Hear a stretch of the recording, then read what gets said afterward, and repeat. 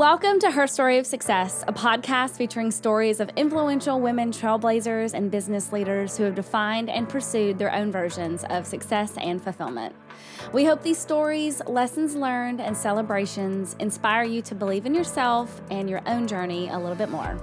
I'm Leah Glover-Hayes, CEO and podcast host of Her Story of Success, Women's Business and Media Collective. And today I have the honor of interviewing Emily Lay, the founder of Simplified. Emily started Simplified as a side hustle on Etsy 12 years ago, and since she has grown into a well-known brand of planners and home organizational tools that are carried by retailers like, Target and Office Depot. Emily's also the author of 4 books, and we are excited to talk about her new book, Growing Boldly, today. She's going to share about building her company. She also is going to break down the 5 key practices women can use to build a life they love.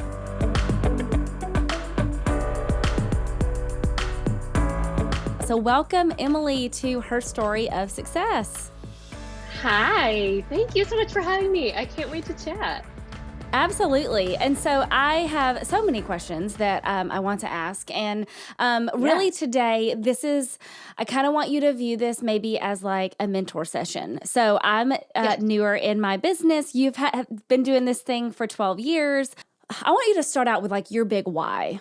Tell us a little bit about who you are as a person. Why did you even start your companies? And then I want to go back to like, what did it look like when you started and how did you grow it? Yeah. The main reason I started my company is because I grew up with a mom who was a teacher. She was a school teacher for 40 years. And I thought for sure that I would be gifted with that same DNA and be, going to go to college to be a teacher and was going to have the same schedule she had. So I could have summers off with my kids and afternoons off. And I enrolled in an education track and I lasted just a couple of months before I realized you have to be born with something to be able to do the magic that teachers do. And I didn't have it. And so I kind of made a gutsy move and majored in English writing because it was just something I loved. And then ended up getting a master's degree in nonprofit management. And long story short, was in a very corporate role and was working 60 hours a week, driving an hour each way to work, and was a newlywed and was ready to start a family and realized I'm not going to have the flexibility my mom had. And I wanted that. I wanted a career that I was passionate about like she was. And I wanted the flexibility to be room mom if I wanted to, or show up at the Halloween party. And I didn't have it where I was. So I had to make my own dream job, basically. I love that. So you're working the corporate job while you're starting a shop on Etsy. And how did you, what were you selling? What were you doing on Etsy? Well, my husband and I got married in 2008, and I wanted to have Crane stationery for our wedding. I wanted Crane wedding invitations, and I could not afford Crane wedding invitations. And so I used some cardstock and a little kit from Target, and I made our invitations on my home printer. Oh my goodness. And I was like, well, this is fun. I mean, it wasn't Crane, but it was beautiful, and I put my heart into it. And so I was working, helping run a women in leadership and philanthropy program at a large state university at the time. My master's degree is in nonprofit management, and I was just kind of like on this track to do this, university advancement thing. And I told my husband one day, it was on a long road trip, I said, I'm just miserable. I feel like I've been sucked dry by this job, and I'm not happy. I don't feel like I'm using all my abilities, and I want to make something. And I'm working with all these women who are doing these incredible things in the community. And I want to do that. And he was like, well, why don't you just try something different? And you have time. We didn't have kids yet. And I said, well, okay, well, I'll see what I can do. So I opened a shop on this brand new platform called Etsy. And no one had ever heard of it before. This was when Twitter was the thing and Facebook was kind of cool and new. There was no Instagram. And I just spent a lot of late nights Googling and watching YouTube videos and asking dumb questions and what felt like dumb questions and teaching myself how to use Microsoft Publisher to make invitations, which if you're a graphic designer, you're cringing because it's the worst program to use to make week, anything. But I couldn't afford Illustrator. I just had to like be scrappy and work with what I had. Right. And the company started very, very small. I made digitally designed monograms on Etsy, which required no investment. We put exactly $0 into the company. So I just like took my $5 here and my $5 there from sales and put them together until I had $100 and put that together until I could afford a website. And I worked full time at the university and full time, maybe more than full time, at the business, taking not a dollar, putting every dollar back into the company for 2 years, until I was able to leave my full time job and invest myself into the company. And it was still, a struggle to just get the thing off the ground. But once my oldest, Brady, was born, I found myself in a position of being really grateful for the flexibility I had, but also really overwhelmed by the fact that being a mother and working from home was not as glamorous as I thought it might be. And having Yeah. flexibility was wonderful, but like I was pacing my house with a laptop on one hip and a baby I was trying to nurse on a conference call so he wouldn't cry, and laundry falling out of the chair that I hadn't folded. And the social media was telling me that every woman on planet Earth was doing life really well and easily and had their hair done Yes. and heels on and dinner on the table at 6. And I was like dying. So I ended up going to Target and looking for a planner or a tool that would help me get my life in order. And I was really overwhelmed by all of them. And I had Yeah. always had this knack for like looking at a mess and figuring out ways to make it simpler and easier. So I went home and made my own with a Sharpie and a binder. And that is a very short way of explaining how the Simplified Planner was born. I love it. So really what I'm hearing is you created something out of a need that you had for yourself. And I just think about Yeah, it was how many absolutely like that. businesses, how many businesses started like that? I mean, Spanx started in the same way. You started like that. Like, Hmm. so I was just looking at one of like the really nice, like good sports bras. And I was listening to the founder Yeah. story. She's like, I was in sports. I needed something for myself. And I think that that's such a powerful way to start a company. That's why I started Her Story of Success. I was on a mission to like Yeah. find mentors in my life. And I was like, well, let me just like interview people and get mentorship. And so I love that that's how you Hmm. started. So let's talk about what did it look like to start to actually grow your business? Because now like you have a Yeah. pretty, I'd love for you to share like how big is your company now? Like, do you have employees, Yeah. if you don't mind sharing like either your revenue range or Yeah. something like that, just so we can see like, small Yeah. shop on Etsy to where you are today. So we started I say we because my husband has always been kind of the finance mind behind the scenes that helps me make those big decisions, especially in the beginning. Um, so I started the company in 2008. In 2011 was when the Simplified Planner was born. And once I had the idea for the planner, right around that time is when we started outsourcing to a larger printer and having more print capabilities to create notepads and um, binders and just all sorts of things. And so 2011 was a big turning point. We are big Dave Ramsey fans, and we have run Simplified completely debt free from the beginning. It was really important to us early on because we didn't have anything to put into the business, to be quite honest. And we didn't want to take on the risk for our family of taking on a business loan or any of that stuff. And my husband's more entrepreneurial than I am. So he was like, let's just see what we can do, putting the pennies together and just putting it back in. That's how I worked at my full-time job for 2 years. Being a But nonprofit, now you kind the of have to. company, amen for that.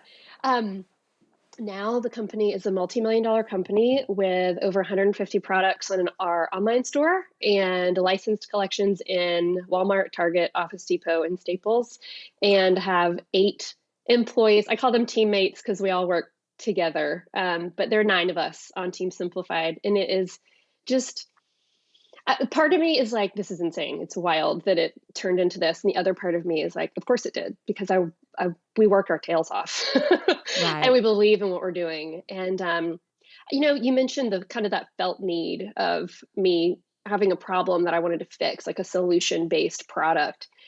For me, it always has to come back to that why, like that. Mm-hmm. that thing that you're connected with. I always say the day I own just a planner company that makes planners and paper goods is the day I don't want to do this anymore because it's a lot of Yes. work. So it's Yeah. always back to that. It's always back to that, like, what's it all about? It's about empowering women who are trying to do more than ever in history before. Like, we are being asked to, Yes. especially right now, to do so much. And that little quirk in me that was the little girl that loved to clean out under her bed on Saturdays, like that was my idea of fun. That little We're different. quirk, nurturing that, I know, right? Nurturing that and kind of leaning into that weird part of me became a career.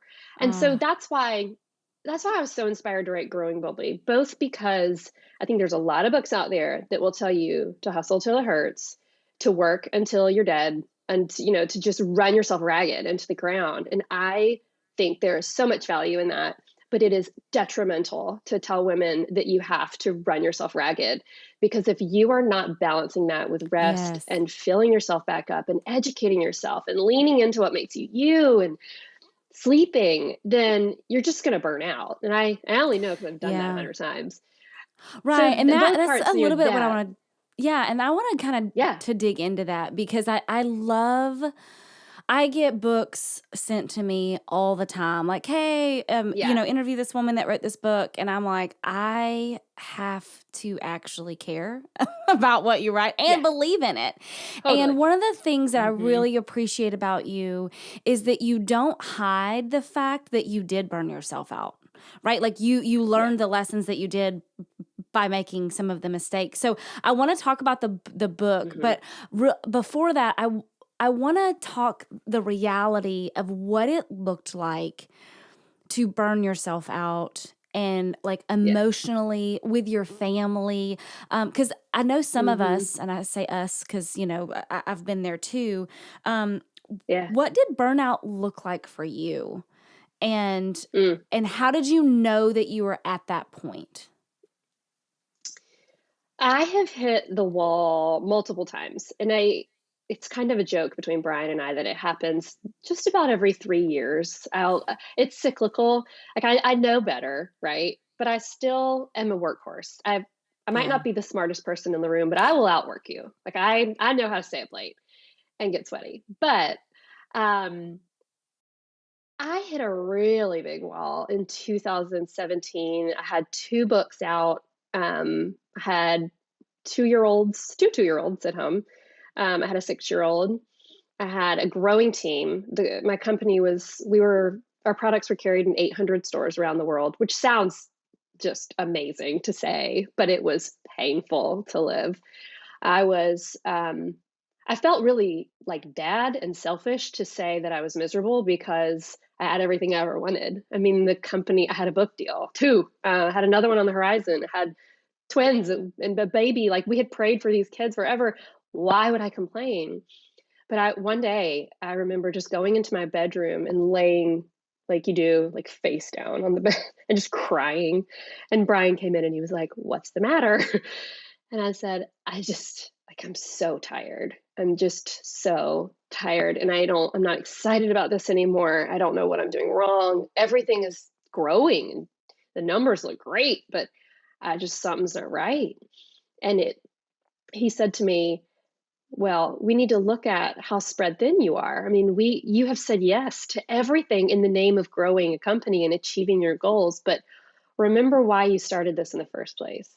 And why I started it in the first place was to have flexibility as a mom. I could say it was to achieve all the big things. I mean, get in Forbes magazine. I was in Forbes that year. It was mind blowing. Things were happening, but that's not why I started it. I started it to have flexibility as a mom, and I did not have that anymore. And so we made a very calculated decision. Lots of numbers were crunched and discussions were had.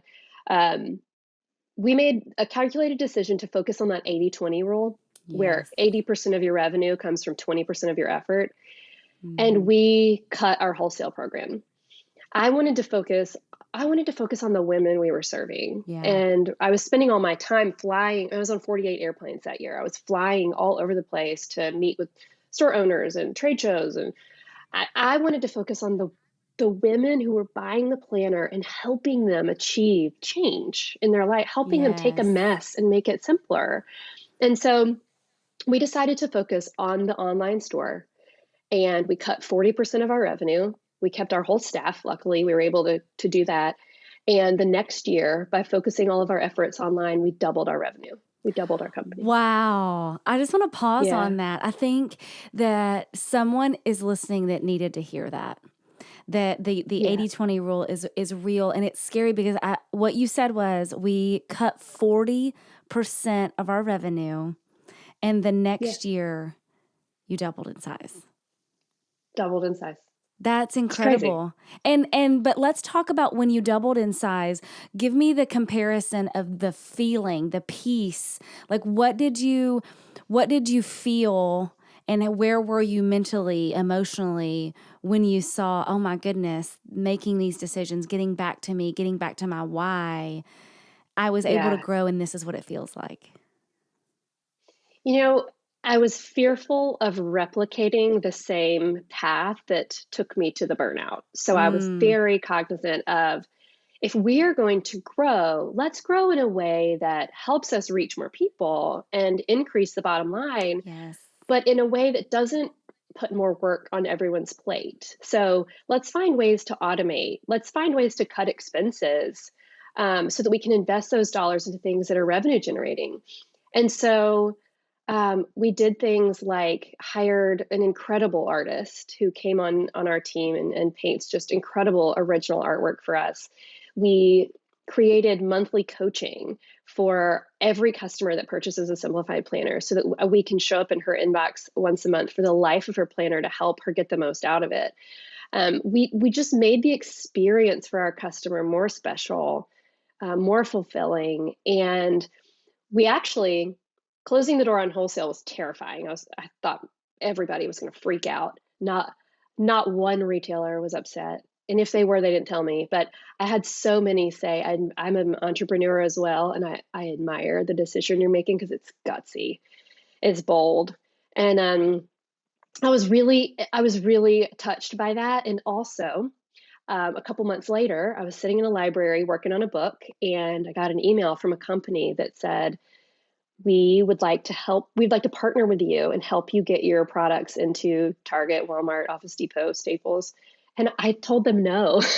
I said, I've been down this road, I've burned out. We're focusing on our online store. We're doing this. I don't want to go back to that. And they said, first of all, they said, let's get on the phone. And second, they said, no, like we get why you made that decision and who you are. And we know what Simplified's all about. And we want to help you take the sense and sensibilities of your brand and reach women at a different price point so that they can experience the joys of a simplified life as well. And that's how the At a Glance partnership we have came to be. And they manage all of the work of it. We are able to manage Wow. the creation of the products. They handle distribution and all the I nuts and love bolts. it. So helped us achieve that without all the work on our plate. So Well, it's and a what constant check-in of like, is that what or is it working?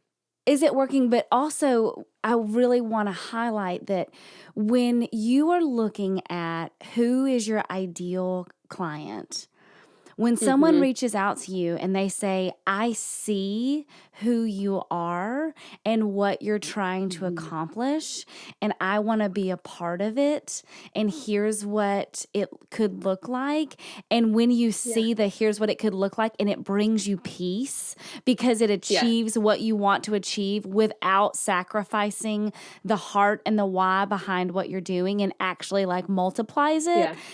Like, I want women to hear, like, you can have a win-win-win.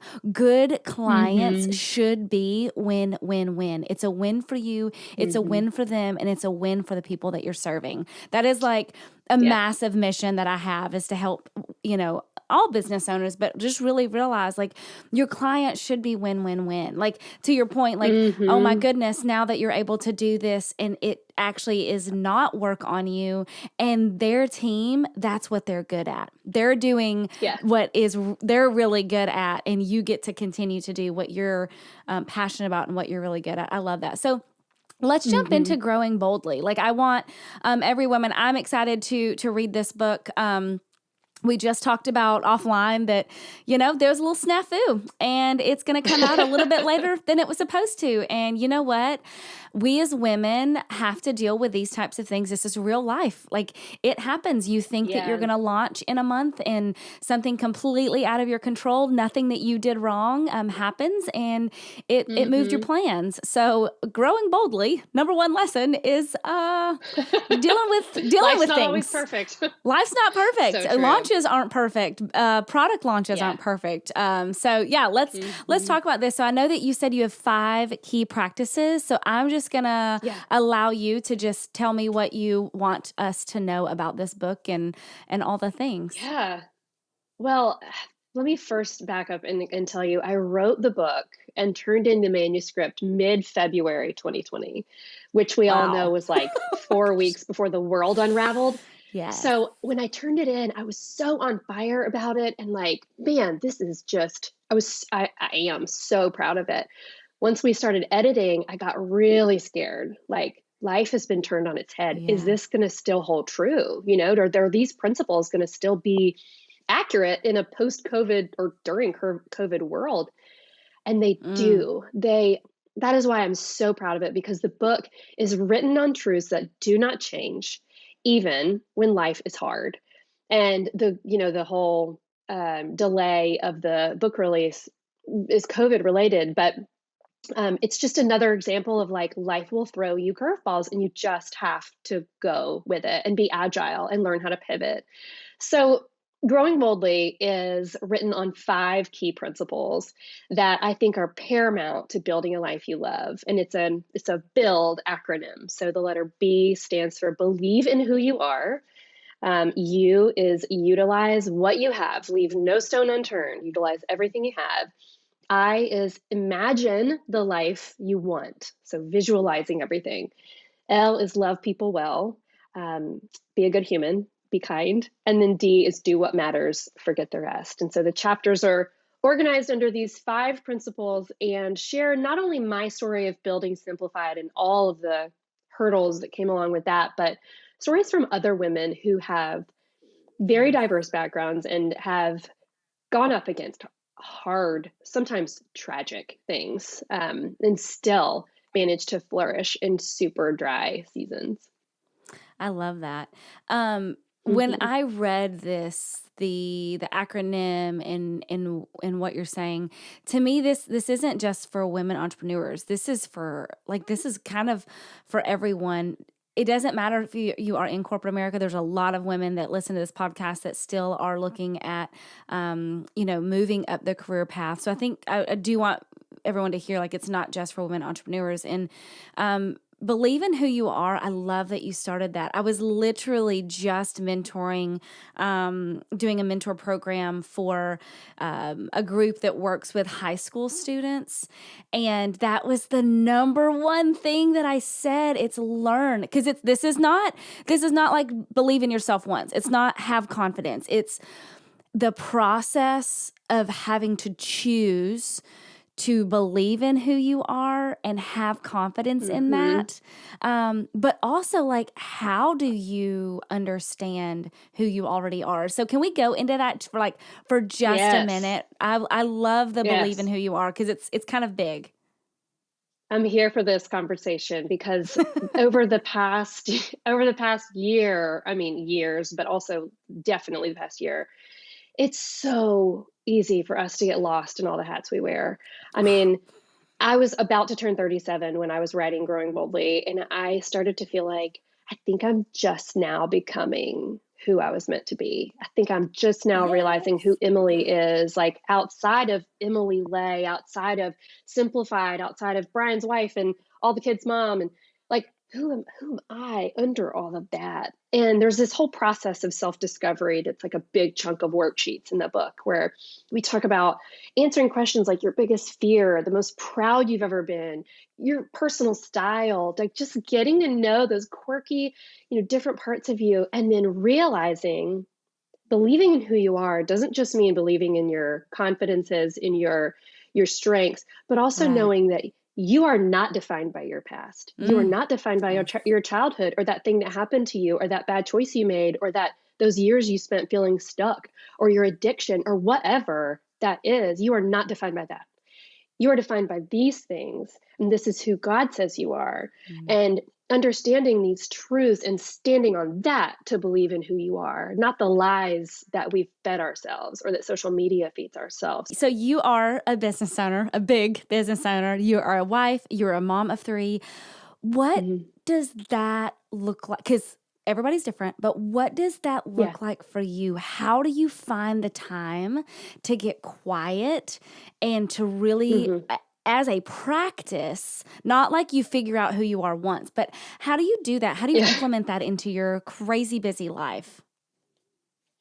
I think it involves understanding yourself and understanding what you need to be able to still your mind.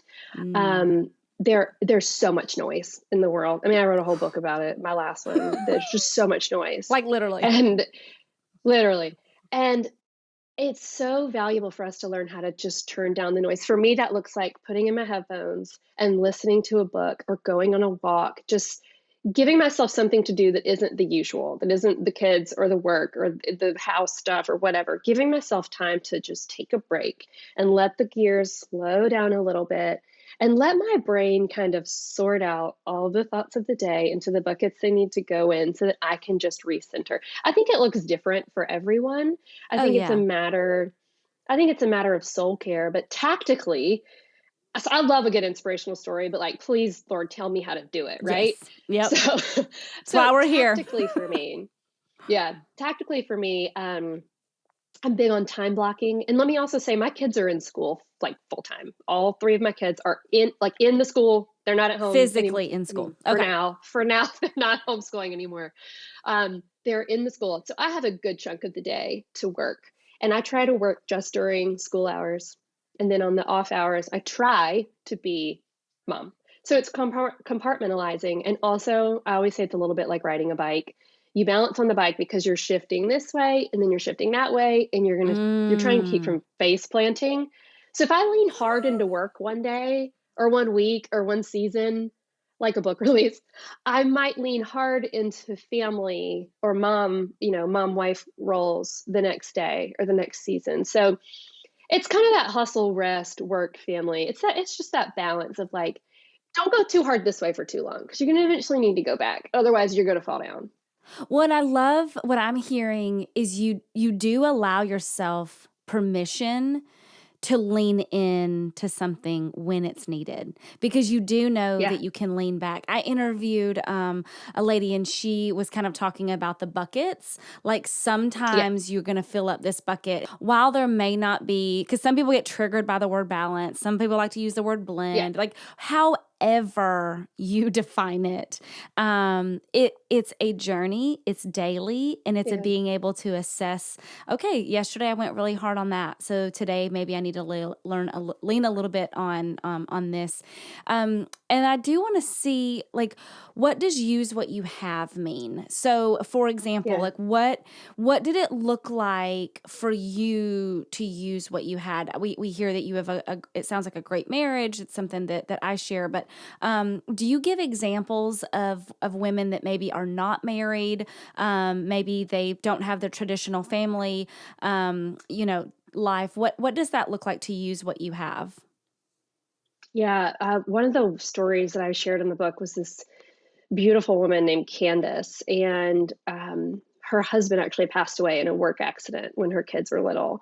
And when she told me this story, she's gone on to build a beautiful career, and more than even that, like a beautiful family. And the relationship she has with her boys is incredible. And I asked her like, how on earth did you keep going? Like how did you pick up the pieces and keep pushing forward? And she said, I just did. I had no other option. I just kept putting my feet on the floor, and eventually it didn't feel like I was dying every morning. Eventually it didn't feel like it was absolute work. Eventually I felt like God was helping me get, life together and keep going. And she did that.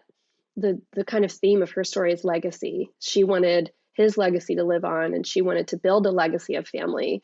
And so, yes, there's definitely stories from lots of different women, but I think that what we have to remember is a lot of times we can look at things like in the media or in social media and think, Hmm. man, that girl did it. She's got her business, she got her life together, her house is clean, everything's great.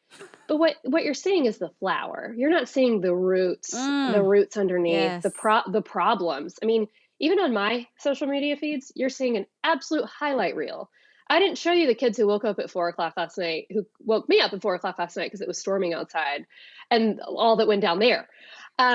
What you see is the beautiful parts. And so when you utilize what you have, you take a look around at your life and you think, okay, I have a friend who started a business. I can ask her questions. I have a computer. It might be an old PC or something. I have Google. I can Google things. I have $100 I got from whatever that I've saved that I can use to invest in buying a domain or whatever your goal is. You have not only do you have more than you realize, you have more agency than you realize. So you can make choices that will help set you up to create that life, to build that life. If you're spending 4 hours a day on social media, you have more time than you thought you had too, you know? And so a lot of times Yeah. it's just taking inventory and thinking like, I feel like I have nothing and I'm starting with absolutely nothing. But if I take a look around, I actually may have more than I even thought I had. And I may have more people in my life that I can depend on or ask for help or ask for advice as well. I love that. I just got so many visuals of like, sometimes when you say when you feel like you're starting from nothing and just taking inventory, I think that Hmm. exercise in itself, I was just thinking about like, I'm part of a mastermind group and it's so funny how like one of the things I think I'm really good at is like being vulnerable and honest and telling people what I Yeah. need. And Emily, like you were talking, I'm like, there are so many people that I have not shared like what I desire, what I need to get me to the Yeah. next level. Like even as you were saying that, I'm like, Hmm. I just thought of like 4 things that I can go do. I Um, love that. that's so funny. The other thing is like imagine the life that you dream of. One of the quotes that I've heard, and everybody has their own thing. You've got to listen to yourself and what's inside you. But one of the quotes that I heard that I actually don't love is I never dreamed of it. I just worked for it. And those types, back to your point of like, that does not inspire me at all. Because sometimes I visualize those people that, have all the awards and they've reached all the levels of success. And I'm like, cool for you. What I want is all of that while I still go on vacation with my husband, while we're going through the adoption process and I'm able to have good relationships with my friends. And so when Yeah. I think of imagine the life that you dream of, um, I really want to hear how you went through that because I'm actually going through that process right now of, what does Yeah. it look like? Because I have like on paper, like I've got the company, we've moved into Mhm. a new house. I'm sitting in a podcast studio. I'm calling it a podcast studio, but Emily, it's a closet. And a studio above my garage. The goal is to create a beautiful video, actually just like Christy Wright at Business Boutique. I saw that you I love interviewed it. with her. Yes. I have Christy's a picture of her Oh, studio, like that is on my yeah. vision board. I'm like, I want to create that in but right now until I can afford to invest in that, I'm in a closet with a pretty little Right. background. But so I'm You nailed starting to, it though. yes, I'm starting to build Yes. out the dream life. So what's kind of the Yeah. process for the busy mom that maybe doesn't have a weekend to go by herself and sit down and just dream and, Can I have that? scrapbook, I want that. right? Oh man. Well, you nailed it. First of all, you answered your question for me because when you said you have that picture of Christy Wright's studio, like you visualized it and you might not be exactly there yet, but you're taking steps to eventually get there. So you know where you're going. If you don't have a roadmap, you're just going to kind of go like this. Right. So for me, a couple of years ago, we were living in Tampa, which is about 8 hours away from where I am now in Pensacola, where my family is. And Brian and I, we just sat down and said, okay, well, like, where are we going? I wanted to have a job that gave me flexibility. He wanted to live on the water. We wanted to have a big house where we could have lots of family come over, times that aren't COVID. I wanted to be able to work from home. He wanted to be able to be an entrepreneur as well and pursue his own things. I wanted to have a photo studio in our house so that we didn't have to pay thousands of dollars to rent one. And so we envisioned this life and then decided, what are the steps we can take now to just inch our way toward it? And in 2018, we finished building our forever house on the water in Pensacola around family. And it was such a long time coming. It was like 10 years after we intended to do it, but we got there eventually. And now it's weird because our kitchen, we have a navy blue island, and I'm not kidding you. When I used to sit down and close my eyes and try to envision like what my life would look like in 2021, it didn't involve a pandemic, but it did involve a navy blue island. And in my head, like my parents and my brother and my sister-in-law and my niece, like we're all around the island having Thanksgiving dinner or like, just hanging out. And like that, we're doing that now, but we're doing that now because I was able to imagine what it is I want. Now, let me back up and also say, Yes. I can imagine there's somebody listening to this that's like, oh, that's great. I'm just trying to like survive right now. And I can't even fathom what I want. I don't know what I want. I want my kids to go to school, and I want my family to be healthy and me be able to give them hugs. And to you, I say, amen, sister. And also, part of the way we discover or we eventually visualize what it is that we want is we take time to still our brains, to take off all of our hats, even if it's 10 minutes a day in a closet with little fingers coming under the door, because I've done that. Sitting down and working through some of the worksheets in the book or giving yourself time to journal, that's where that comes to fruition, and you start to be able to paint the picture in your head. And once you've painted the picture, then you can connect the dots on how you're going to get there. Oh, that is beautiful. Thank you. Thank I you. love that you shared that for anyone that's like not even able to visualize right now, just taking those little steps. I am so excited about this book and getting it in, and I'm sorry that there was a delay, but you know what? Maybe we just needed to have this conversation first before I got the book. So now I'm like better equipped to go through it and more inspired. And one of the things that I love about you is you never shy away from the hard part and then the tactical things. One of the things that you shared in an interview that I listened to was what you do at the end of the day. So what I want to get into, I know we only have a few more minutes, is I do want to get into a couple more tactical things that you do, that you suggest, especially like the mom that's got the 3 kids and you're working full-time, your husband's working full-time.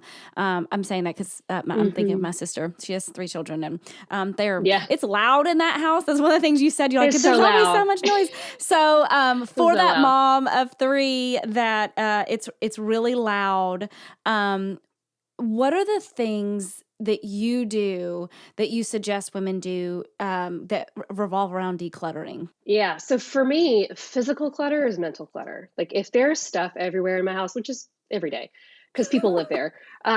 There's just, it just makes my brain, I think it's just part of who I am, but it just overwhelms me so much. And so what I try to do is not pick up throughout the day, like nonstop, which is what I want to do. But at the end of the day, I will go get a laundry basket. Okay. Big white laundry basket thing that we have in our laundry room.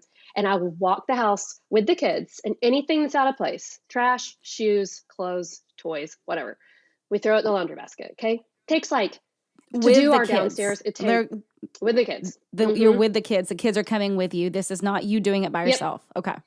No. Yeah. No, they need to be taught how to do it. So they do it with me. So we pick up everything that's out of place and we just throw it in. Even if it's a pen that needs to go in the drawer that's right here, we put everything in the basket, and then we take it to our rug and we dump it out, and then we sort it into what room it goes in. And then everybody takes a room and you go put it away in the room. And it takes what would be like an hour-long job and it makes it like 20 minutes.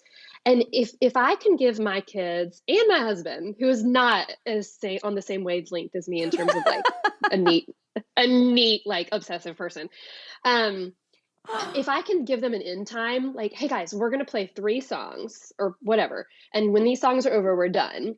So they'll get on board and we'll go and do it. And my mom always taught me, kids and husbands have to be taught how to. Not everybody was raised by a mother that was like my mom, who taught me how to organize, how to clean out a drawer, how to clean out a closet.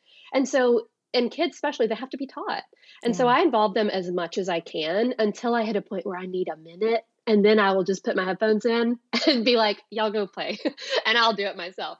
But I think it's important to have them help you as much as possible. So that's one tactic. I also think it's important to really, the night before, like in the evening, take 10 minutes and just get yourself ready. Prep the coffee for the morning, Yes. wipe off the countertops, put the things away, just so when you wake up in the morning, you really kind of feel like you can hit the ground running.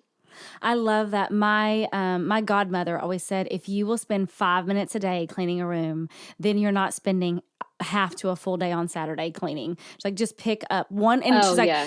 don't get yourself overwhelmed. And I love the gamify thing. I love like, okay, Yeah. I'm going to spend, and I know my fitness and health friends are going to shoot me for doing this, but I do reward myself with treats, food, Yeah. I know, but Yeah, I girl. don't have an issue with it. I work out 3 to 4 times a week, and like I eat very, very healthy. So this is a disclaimer. Please, this is only for me. But it's like, okay, if I put everything away and I wipe up everything down, then I get to have like some vanilla wafers or like my jam right now. Yeah, I Absolutely. love that, because involving, and my husband and I will pick up together. We'll either cook together, Mhm. we'll clean together. We do that together because, one, you can't resent someone when they're doing it with you. Like, I can't resent him, but Mhm. also like if he does more than I do, then I start to feel guilty. So we're like, okay, let's do this together really quickly, knock it out in 10 minutes, and then we're done and we can enjoy each other. So We're I done. love that you're involving your kids. Okay, so last question I always ask is, well, first of all, tell us where we can find you, and Yeah. then I'll ask my secret question. Yep. I'm at Emily Lay on Instagram, emilylay.com, and you can find the book at all the places books are sold. I love it. And then, Miss Emily Lay, how do you define success today, and has that changed recently? Oh yeah. It changes often. Today, I'm defining success by focusing on the things that matter and taking care of them and knowing when to swing back the other way. Having that intuition and listening to it. Oh, I love it. Thank you so much. I just appreciate who you are as a woman, as a wife, as a leader, as an entrepreneur, and as a mentor for me and this amazing Her Story of Success crew. So I hope to keep up with you, and I cannot wait to get your book. Maybe we can do like a giveaway when it comes out. That would be so fun. I love that. Awesome. Well, thank you, Emily. You so much for I having appreciate your me. time, and I look forward to going through growing boldly. Thank you so much. Thanks for joining me. To subscribe, click the circular icon, and to watch the latest episode, click the video on the right. If you listen to podcasts, check out Her Story of Success on your favorite podcast platform. See you next time.